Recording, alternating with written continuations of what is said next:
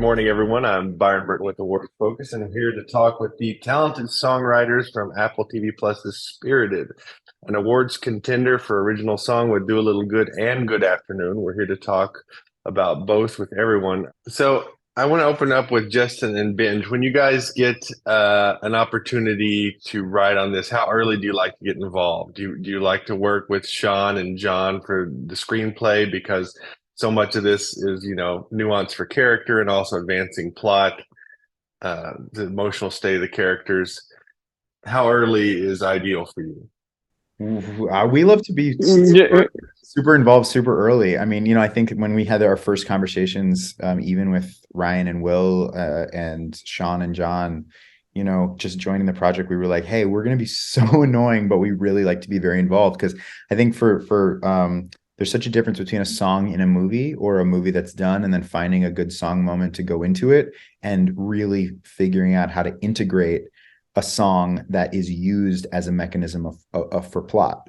And so we feel like for us to be able to do our jobs at all, we really need to be in the conversations as the sausage is being made and be a part of that process. And really being identifying what could be song moments, what shouldn't be song moments. Okay, if this is a song moment, how does dialogue get in and out of it? All of that kind of stuff. How is choreography going to work here? And sometimes, we think strongly about things and others disagree, and we might win the battle and lose the battle, and who knows? But just getting to be in that conversation of how music is being used effectively to be an extension of character, of narrative, and of plot feels really, really important to us because it's just a very, very different beast than writing an end title song where you're just trying to amplify an emotion. And Justin, something to add? that is sort of the big difference of a musical that's really functioning truly like a musical. We've come onto things before where they're like, we've got a script, we'll send it to you guys. You can see where all the songs go, and we're like, oh, because in a perfect world, we talk about this a lot, but when you're making a musical, you know, everybody's got to be speaking the same language at the same time because the choreography and the lights and the cinematography and the music and lyrics and how the actors are performing, it all wants to work together to all tell one story. And for that to happen, you really want to build it to be able to hold that.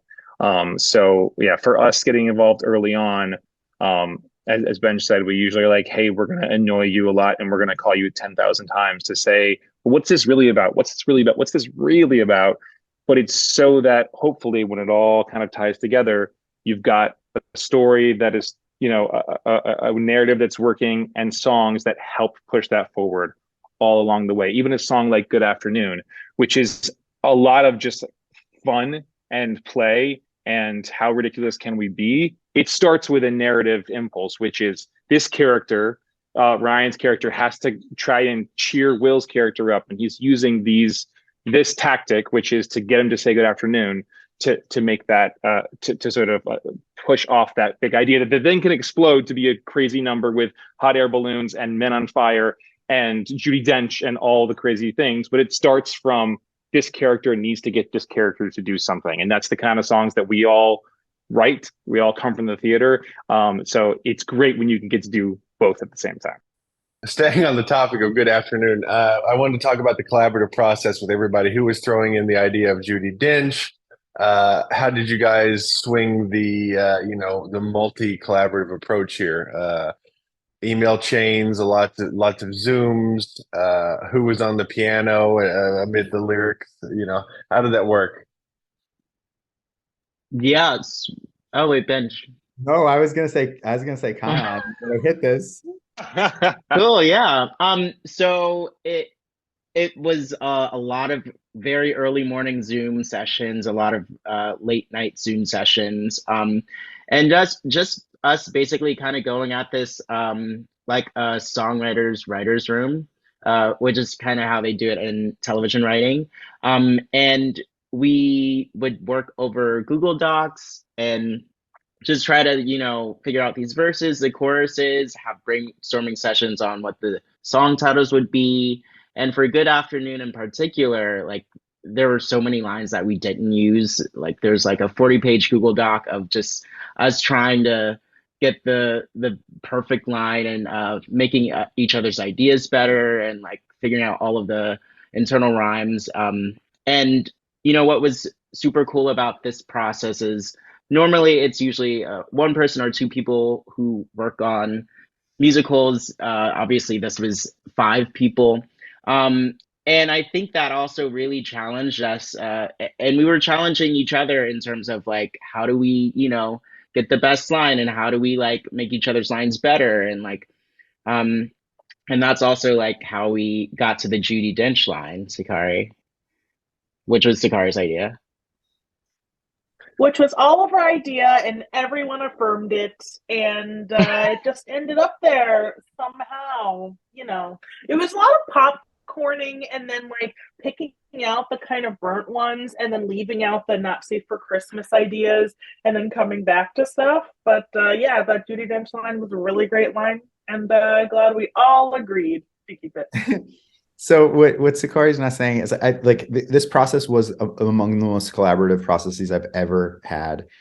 Everyone honestly worked on like every line. You could, like, there was an end rhyme, and then there were interior lines, and like there was one person trying to figure out the interior rhyme before we got to the end rhyme, and then pitching out, reverse engineering what could rhyme with that. So it was really like the way that I've found it describing it and talking about it is like, it's almost like, we were all little sort of elves working on a Christmas present. And then we would all, like, somebody would work on the bow, somebody would work on wrapping the gift, but we were all working on the present at the same time and like helping each other wrap the bow.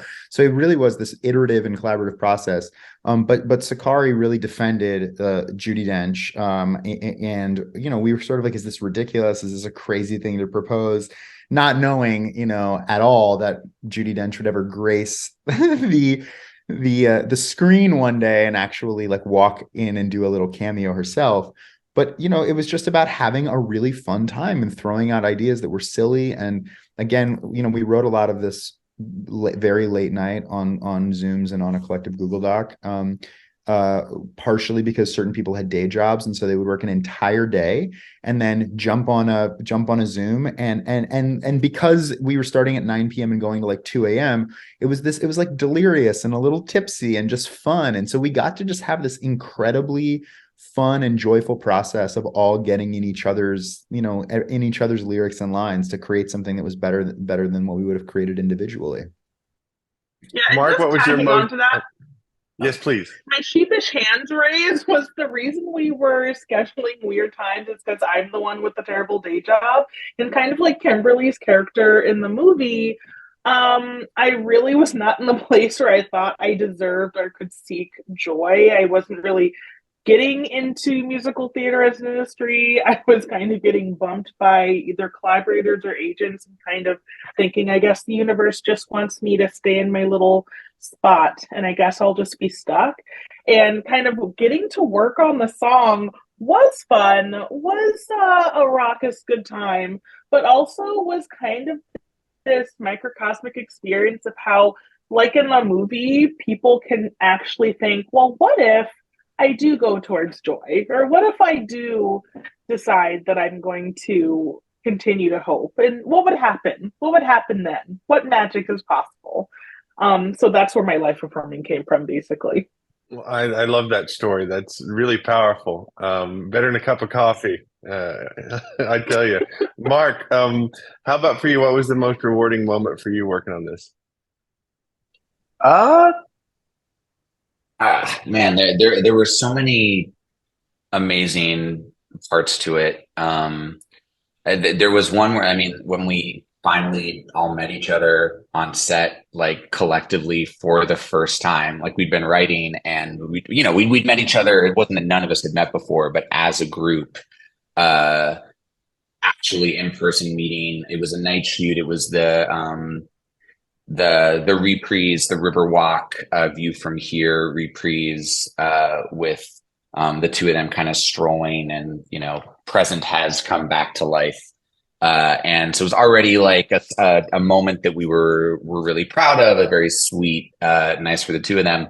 But then to be on set, to get to meet Will and Octavia, and also just be with each other, watching this moment that we had worked really hard on come to life with, you know, two of the most talented actors in the world, but also the entire team of everyone who worked on this. It just takes so many people to make a movie anyway. But in particular to coordinate, you know, they've recorded some things ahead of time. They're getting some of the song live, like to see the care and dedication that everyone is taking with this piece of writing is, you know, another whole other level to the collaboration that on our little window screen, you know, like on Google Drive and all of that, that was a fun writing collaboration, but to see it come to life and just the amount of care that everyone put into it was really, really moving. It was also like 3 a.m. or 4 a.m. or something. So we were probably a little delirious and inclined to like be sappy, but that was, I'm never going to forget that moment. Yesterday, many of you participated in sort of a sound symposium at Sony, which was great. And I just love to know about that collaborative process of being able to speak with, you know, your sound designers, editors, composers, and songwriters all together. And I really love the point you made about the adjustment for it was Do a Little Good, and there was bars added to the song to create space because of some of the choreography and the taps.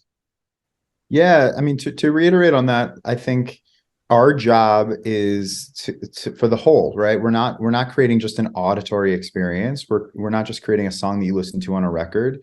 We're creating something that you're watching visually. And so there are so many different elements that come to play there. And it's not even just, we're not even just factoring in a song, we're a song in a larger narrative.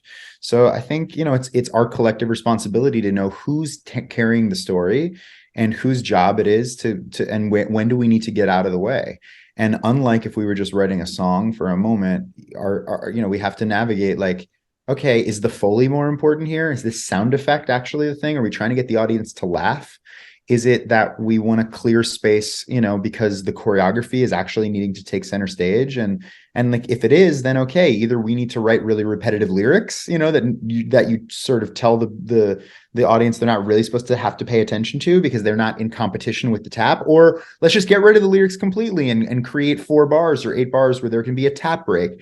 And, you know, I think that it's like a healthy collaboration is not only when the collaborators in this group can say, hey, what do we need to do to make our song most effective on screen, but also then work with every other one of these departments to say, how do we work together to make the most effective thing live and breathe while you're watching it as a part of a greater narrative. And that's why we're so appreciative for Chloe Arnold and Sean and John and everybody who worked, you know, across every single department, particularly the sound department, to make it a unified thing. Because really a song on an album is not the same thing as when you're watching it visually. And so, yeah, that is its own collaboration. And we had a wonderful group of people to work on throughout this entire process. For me, it was pretty incredible to see how detailed they got, especially with the tap and like recreating that and like just seeing like the layers that went into making the whole thing actually not sound like a typical song on an album, but like a real theatrical moment, a real musical theater moment. So that was really cool to see the breakdown of the layers of how they added on the songs. Yeah, and like, I mean, yeah, I think most people wouldn't think about the fact that they do like tap tests where they're like, let's do the combination on wood, let's do it with rubber soles on wood, let's do it with metal soles on wood. Like there's like you know, we all kind of get a little bit stuck in our own worlds and not thinking about every department of the filmmaking team is going through that same rigorous process of how do we make this feel the most real, the most alive. And it's a great balance because for us as songwriters, we might have the tendency to say, well, let's pump the music, let's pump the vocals, like it's got to be about the song. And yet, if our music and lyrics are really so in the forefront that the sound effects or other, you know, our ambient sound or anything isn't present enough, then it actually feels like a music video. And then actually our song is worse. So like, it's really this interesting thing where like, I think everyone was very generous and very deferential in a healthy way of saying sort of like, how do we all create the greatest moment together? And this moment's got to feel real. The vocals have to feel real, like they're really coming out of their mouths. So we have to push for that. And the music wants to feel robust and alive. It's supposed to be able to feel the music, but also it has to feel like it's happening in that space. Otherwise, people lean back and they sort of say, "Oh, I'm watching a music video. I'm not really watching the story being told right in front of me." So we were grateful and lucky to get to be this group and then a larger group that all want to do the same thing, which was to deliver a very sort of exciting, larger than life experience where it still felt real, even though we're in a fantasy musical and it's larger than life in certain ways. It has to feel alive, and I think that that's hopefully what we achieved. Very live and very spirited, and I thank you all. This has been seamless Exhilarating. transition, Byron over here. Seamless transition. Does it again. Thank you. Well, it's been my time and my pleasure speaking with all of you. Let's hope to get two nominations. I think that's very deserving and a good holiday gift. So we'll keep spreading the cheer for Spirited, guys. Thanks so much for the time. Thanks Really for your appreciate support, it. Byron. Thank you. Thanks so much. Thanks, Byron.